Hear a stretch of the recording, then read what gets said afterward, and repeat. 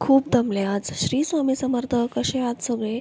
तर मला एक ऑर्डर आली होती. हे माझं न्यू कस्टमर होतं आणि मम्मीच्या कस्टमरने मला म्हणजे मम्माला ही ऑर्डर दिली होती जी त्यांची फ्रेंड होती. सो म्हणजे माझ्यासाठी न्यूज कस्टमर होता आणि त्यांनी फर्स्ट टाईमच ऑर्डर दिली होती. त्यांच्या हस्बंडचा बड्डे होता. सो त्यांनी 1 डे प्रायर ऑर्डर दिली होती मला आणि त्यांना चॉकलेट फ्लेवरमध्ये केक हवा होता आणि टॉल केकमध्ये हवा होता. सो त्यांनी मला एक इमेज सेंड केला होता. जो केक मी ऑलरेडी बनवला आहे, बट हा थोडासा डिफरंट होता. बट जी वरची टॉपवाली डिझाईन होती ती सेम होती. तर तुम्ही बघताय की मी ड्रेसिंग वगैरे पण चांगली केली आहे, कारण मला एका ठिकाणी जायचं होतं. सो प्लीज व्हिडिओ एंडपर्यंत बघा, कारण व्हिडिओचा एंड खूपच सुंदर आहे आणि तुम्हालाही ते सगळं काही जे मी दाखवलं आहे व्हिडिओमध्ये ते तुम्हालाही बघायला आवडेल. आणि हा जो केक बनवते मी, तो केकचा जो फायनल लुक आहे तो मी तुम्हाला एकदम एंडला दाखवला आहे. सो नक्कीच तुम्ही व्हिडिओ शेवटपर्यंत बघा. तर तुम्हाला जो खालचा जो पार्ट आहे, जो केकवाला आहे, तो थोडासा ब्लर दिसत असेल आणि मी क्लिअर दिसते. तर असं का होतं ह्याचं रिझन पण मी तुम्हाला सांगते. माझ्याकडनं फोन पडला होता, सो त्याचं जे स्क्रीन गार्ड आहे ते फुटलं होतं आणि मी न्यू स्क्रीन गार्ड बसवलं. तर त्या काकांनी मला नीट बसवून दिलं नाही आहे. जो माझा फ्रंट कॅमेरा आहे, तर ते स्क्रीन गार्ड पूर्ण माझ्या फ्रंट कॅमेरावरतीच आलेला आहे. पूर्ण म्हणजे हाफ कॅमेरा जो आहे खालचा तो म्हणजे कवर होतो आहे आणि जो मेन केकचा पार्ट आहे तोच क्लिअर दिसत नाही आहे. सो थोडंसं ॲडजस्ट करून घ्या तुम्ही पण. मी लवकरच चेंज करणार आहे ते स्क्रीन गार्ड, कारण आता माझ्याकडनं परत ते फुटलं आहे. सो मला चेंज करावंच लागेल ते. तर 3 ते 4 लेअरमध्ये मी हा केक केला आहे, कारण मला हा टॉल केकमध्ये करायचा होता आणि मी सकाळी 6 वाजता उठले होते. तर ह्या कस्टमरला 10 वाजेपर्यंत केक द्यायचा होता आणि मला 11 वाजता माझ्या व्हेन्यूवर पोचायचं होतं, कारण मी 1 डेचा क्लास जॉईन केला होता चीज केकसाठी आणि त्याचं जे काही आहे मी ते हे व्हिडिओच्या लास्टमध्ये शेअर केलेलं आहे, जेणेकरून तुम्हालाही कळेल की मी किती टाईप्सचे चीज केक शिकली आहे. सो नक्कीच म्हणजे तुम्ही व्हिडिओ प्लीज शेवटपर्यंत बघा. तर हा केक मला करायचा होता टॉल केकमध्ये.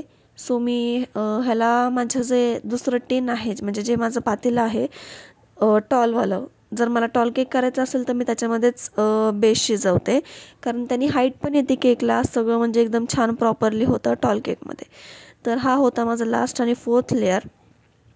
तर मी असं ठरवलं की पटकन उठून आंघोळ वगैरे करून देवपूजा वगैरे सगळं उरकून घेतलं, सगळं म्हणजे आवरून वगैरे घेतलं आणि मला 10:30ला निघायचं होतं. 10:30ला पण नाही, 10:15ला निघायचं होतं मला, कारण तिथे कसं म्हणजे पुढे जागा मिळाली तर मग फ्रंट व्ह्यूनी सगळं दिसतं आणि नीट शिकून पण होतं. तसं आम्ही 40 जणी लेडीज होतो सगळ्या, म्हणजे मुली पण होत्या, काही लेडीज पण होत्या.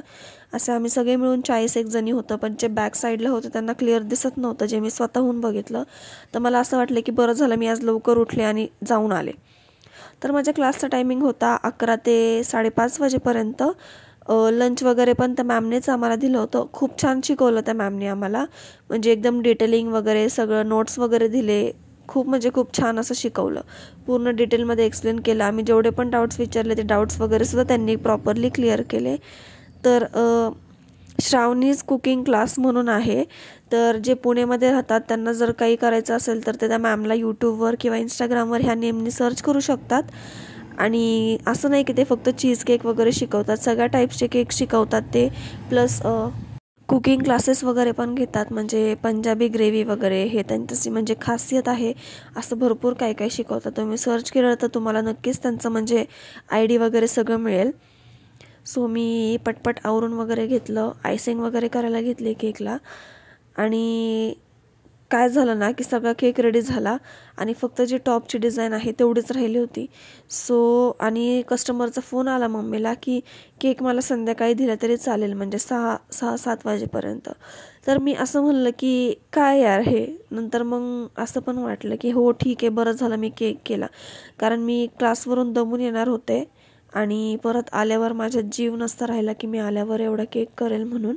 तर बरं झालं मी म्हणजे पूर्णच केक रेडी झाला होता. फक्त मला टॉपनी डॅड आणि हस्बंड एवढीच डिझाईन टाकायची होती आणि थोडेफार स्प्रिंकलर्स ॲड करायचे होते, एवढंच राहिलं होतं. बाकी पूर्ण केक हा रेडीच होता. आणि त्याच दिवशी नेमका आखाड पण होता. सो मामाला वगैरे जेवायला बोलवलं होतं त्या दिवशी आणि त्याचा पण स्वयंपाक होता सगळा.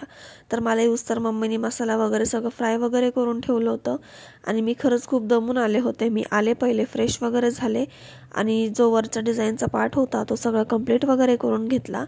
आणि नंतर परत कस्टमरचा फोन आला. पहिले तर कस्टमर काय बोलले होते की आम्ही येऊ केक घ्यायला, आम्हाला ॲड्रेस वगैरे पाठवा. बट नंतर कस्टमर म्हणायला लागलं की नाही, म्हणजे पॉसिबलच नाही होणार यायला, माझं लहान बाळ आहे आणि आम्हाला बाहेर पण जायचं आहे, म्हणजे असे रिझन्स द्यायला लागले ते. आणि कसं आहे ना की अचानक म्हणजे असं मला त्यांच्याकडनं डिलिव्हरी चार्जेस पण नाही घेता आले, कारण त्यांनी रिझन्सच असे दिले. तर नंतर जाऊन बघितलं की मग असं त्यांच्या म्हणजे ज्यावेळेस मी डिलिव्हरी करायला गेले, तर माझा भाऊ पण रेडी होत नव्हता डिलिव्हरी करायला. आणि आमच्या इथं संडे म्हणलं की खूप म्हणजे खूप ट्रॅफिक असतं. सिंहगड रोडला हॅपी थॉट्सचा जो आश्रम आहे तो आमच्या इथंच आहे किरकटवाडीमध्ये. सो नाही ते पॉसिबल होत, खूप म्हणजे खूप ट्रॅफिक होतं. आणि एवढं ट्रॅफिकमधून आम्ही डिलिव्हर करायला गेलो केक. आणि ज्यावेळेस डिलिव्हर करायला गेलो तर त्यांच्याकडे बघून असं वाटत नव्हतं की त्यांना लगेच कुठं बाहेर जायचं होतं.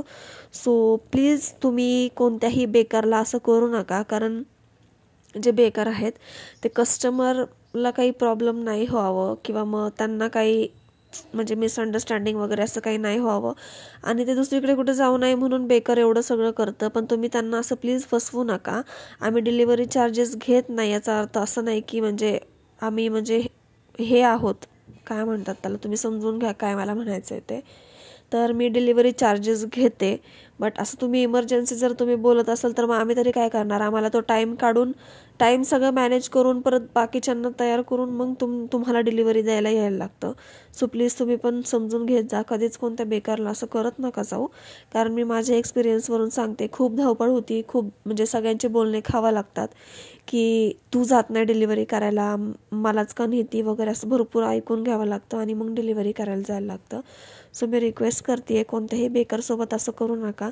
जर तुम्हाला होत नसेल तर तुम्ही त्यांना बोला की डिलिव्हरी चार्जेस द्या, म्हणजे घ्या आमच्याकडून, बट केक डिलिव्हर करून द्या म्हणून. तर हा केक एवढापर्यंत तयार झाला होता. आणि हे एवढे आहेत चीज केक जे मी क्लासमध्ये शिकले होते. मूसवाले काही आहेत आणि बेकवाले आहेत, काही नॉन बेकवाले आहेत. तर हा जो आहे तो बेकवाला होता आणि मला खास बेकवाले शिकायचे होते जे OTGमध्ये बेक होतात. तर खूप छान छान असे चीज केक शिकवले होते त्यांनी आम्हाला, टेस्टिंगला सुद्धा दिले होते घरी. आणि टेस्ट खूप म्हणजे खूप छान होती. मला एवढे आवडले ना की मी फर्स्ट टाईम चीज केक खाल्ला होता. मी बाहेरचा चीज केक अजूनपर्यंत खाल्ला नाही आहे आणि आता जो खाईल तो मी स्वतः बनवलेलाच खाईल. मी बाहेरचा चीज केक खाणारच नाही आहे, कारण त्या मॅमने एवढं छान शिकवलं आहे ना की बास, बाहेरचे चीज केक खाऊच शकत नाही. तर हे बघताय तुम्ही की एकदम डिटेलिंगमध्ये मला शिकवलं आहे त्यांनी. तर तुम्ही अजून पण आपल्या चॅनलला सबस्क्राईब नसेल केलं तर प्लीज सबस्क्राईब करून ठेवा. चॅनलला सबस्क्राईब करायला विसरू नका. असंच सपोर्ट करत राहा, भरपूर म्हणजे प्रेम द्या, शेअर करत राहा, व्हिडिओजला डाउनलोड करून ठेवा आणि काही आवडत असेल तर स्क्रीनशॉटसुद्धा काढून ठेवा.